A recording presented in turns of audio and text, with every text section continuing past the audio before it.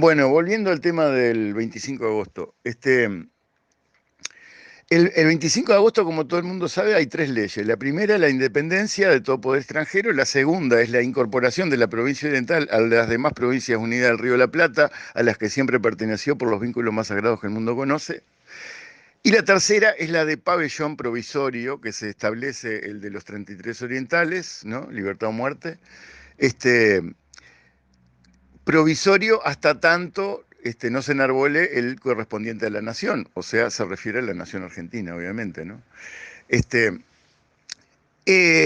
Acto seguido, la Asamblea de la Florida designa un diputado para ir a incorporarse a la Asamblea General Legislativa y Constituyente que estaba reunida en Buenos Aires, cosa que ocurre, y cuando ocurre, obviamente, se produce la declaración de guerra a Brasil, porque digamos la reincorporación de la provincia que en ese momento se llamaba Cisplatina y pertenecía al Brasil, implica necesariamente la guerra.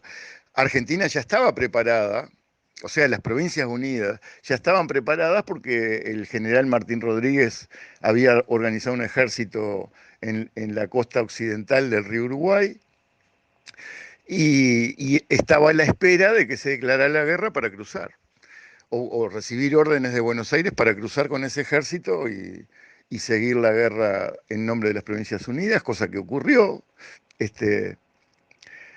al cabo de las primeras batallas, ¿no? Eh, bueno, entonces la guerra esa entre las Provincias Unidas, ya no solamente la provincia oriental, sino las Provincias Unidas del Río de la Plata entran en guerra contra el Imperio de Brasil. Se produce la batalla de Ituzaingó y poco después la negociación de Manuel José García en Río de Janeiro, donde la situación vuelve a foja cero, digamos, o al statu quo, este, o casi al statu quo de provincia cisplatina, a pesar del triunfo de Ituzaingó, cosa que generó un gran escándalo y provocó la caída de Rivadavia en ese momento, 1827, provocó la caída de Rivadavia, la disolución de la Asamblea Constituyente Legislativa y la caída también del estatuto que había aprobado como constitución la Convención Constituyente y Legislativa en 1827. Entonces asume como gobernador de la provincia de Buenos Aires y encargado de las relaciones exteriores y la guerra de las Provincias Unidas, el coronel Manuel Dorrego, en 1827, que es una segunda parte del proceso, ¿no? Que básicamente es el que después termina en la Convención Preliminar de Paz. Ahora bien, eh, aquí hay dos cuestiones, hay dos versiones básicamente, o debería haber dos versiones, aunque aparentemente hay una sola. Una, digamos, la versión que sostiene Vázquez Franco y alguna otra gente es que todo se centra en la Convención Preliminar de Paz de 1828, porque ahí aparentemente el Uruguay quedaría establecido como independiente ya de una vez para siempre y por toda la eternidad, cosa que es falso, porque la propia Convención Preliminar de Paz establece una garantía de 5 años, contados a partir de la jura de la Constitución. 5 años calendario. Entonces, la independencia está garantizada por 5 años. La Convención Preliminar de Paz, además, deja establecido que va a haber, posteriormente a esos 5 años, una nueva convención definitiva de paz entre las Provincias Unidas del Río de la Plata y el Imperio de Brasil. Obviamente no puede haberla en esos términos porque las Provincias Unidas del Río de la Plata dejan de existir en 1830. Incluso antes, pero digo, en 1830, porque el último acto jurídico a nombre de las Provincias Unidas del Río de la Plata es la aprobación o convalidación o homologación de la Constitución que había aprobado la Asamblea Constituyente de la Provincia Oriental, que eso también estaba dentro de los términos de la Convención Preliminar de Paz. Entonces, tanto el gobierno de las Provincias Unidas como el gobierno del Imperio de Brasil aprueban la Constitución que luego es jurada en la provincia oriental que pasa a llamarse Estado Oriental del Uruguay, a partir de la jura de la Constitución, ¿no? 18 de julio de 1830. Entonces ahí tenemos un proceso, un primer proceso para ver, que es el de 1828, de 1825, 1828 la Convención y 1830 la jura de la Constitución. Pero también tenemos ese periodo de 5 años que nadie considera, pero es muy importante. ¿Por qué es muy importante?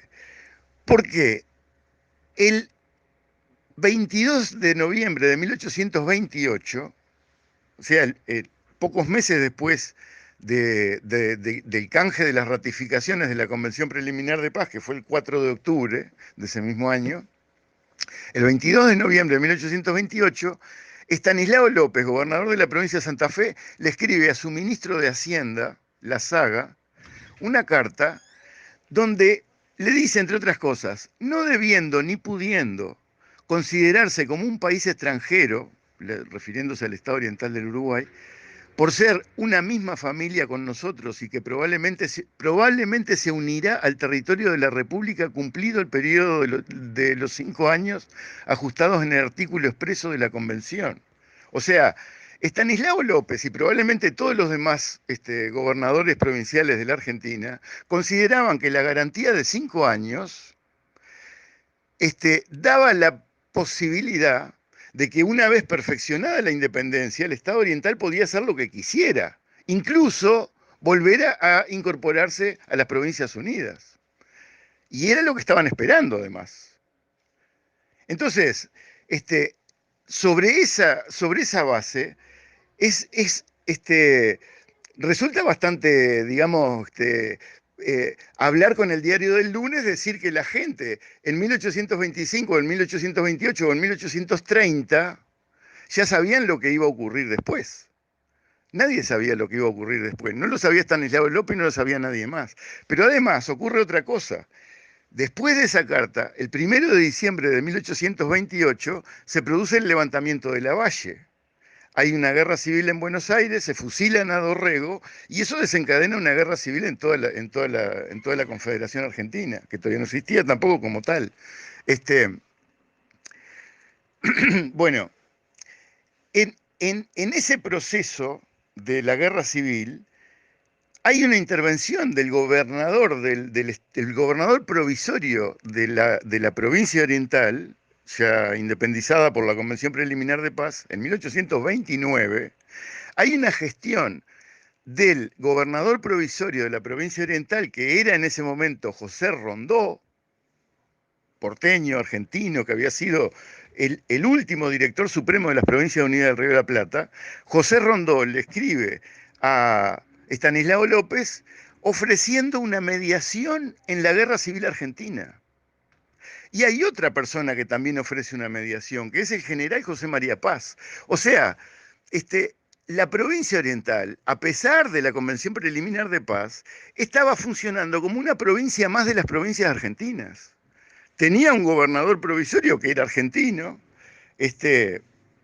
y que además funcionaba junto con otros, ¿no? En esa lógica de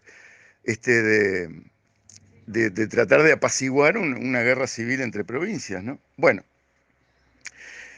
no son datos anecdóticos, porque digamos, todo refleja una tendencia, ¿no? Es decir, ¿cuál es la situación interna de la Argentina en ese momento y de toda la región? O sea, en ese momento estamos hablando de que la provincia de Santa Fe, perdón, tenía una constitución desde 1819.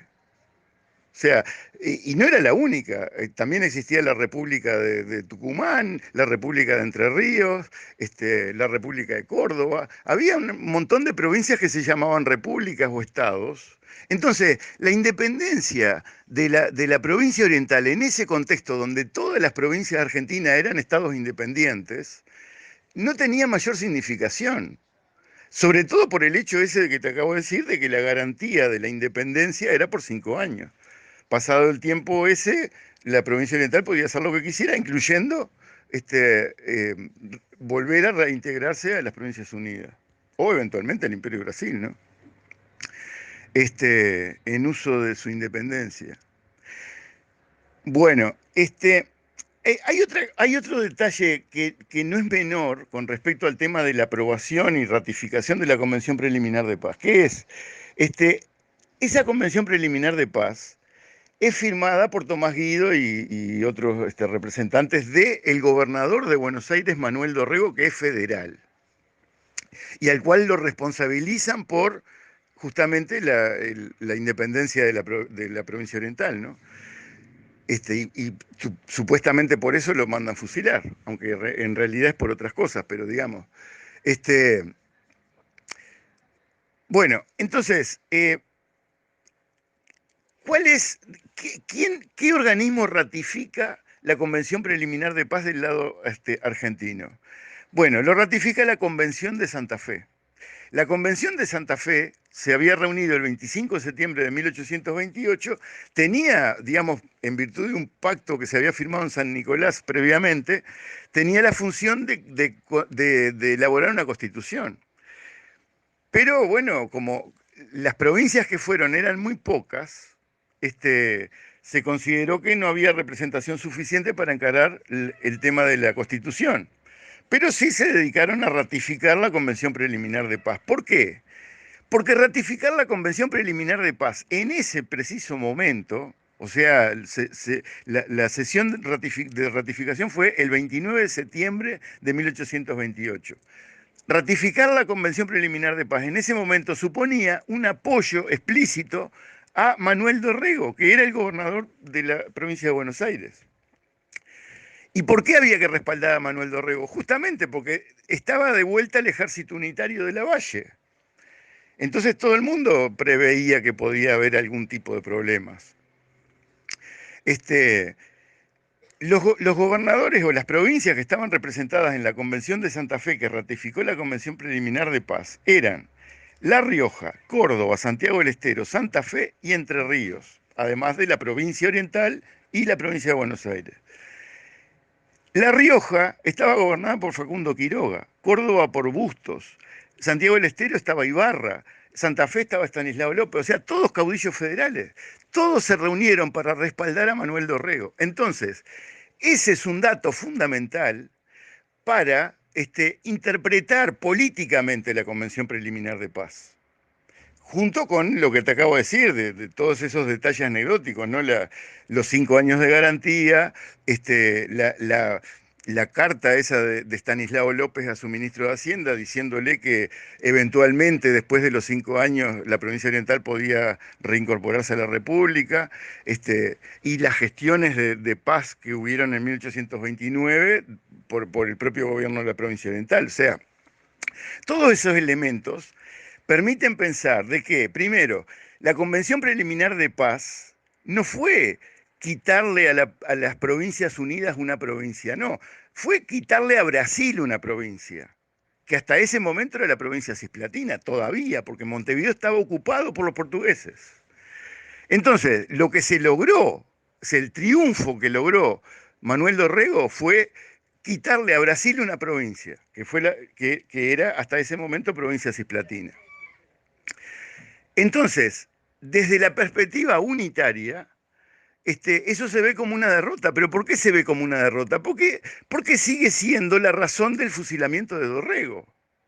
Entonces, ahí está uno de los núcleos de la significación y del análisis que hay que hacer de la Convención Preliminar de Paz y del 25 de agosto. O sea, estamos hablando de que la Convención Preliminar de Paz fue firmada por un gobernador federal y ratificada por 5 gobernadores federales, en apoyo de ese gobernador federal que la había firmado. Y que además es un triunfo, considerando todo el contexto, ¿no? Considerando el contexto y los antecedentes, es un triunfo. Y por eso, después de 1830, cuando se jura la Constitución, en la primera ley de fiestas que se hace en el Uruguay, en 1834, el 4 de octubre es la principal fiesta nacional, nacional del Estado. La principal fiesta cívica es el 4 de octubre, el canje de ratificaciones de la Convención Preliminar de Paz. Este, ¿Por qué? ¿Y por qué hacen una fiesta de 3 días cada 4 años y todos los años un día entero? Porque es un triunfo. No se consideraba en ese momento que la Convención Preliminar de Paz haya sido un fracaso o una imputación, porque no lo era. Porque todas estas cosas son transitorias. Es como lo que te decía Alemania. Alemania la dividieron, pero si querían volver, volvieron y volvieron, 40 años después. Podían haber pasado 100 años y se juntaban igual, como se habían juntado antes en 1870. Es decir, si hay ganas de juntarse, se juntan, no hay problema. Así genera una guerra. Este, el tema es cuando no hay ganas de juntarse. Y ahí vienen los intereses de fondo, ¿no?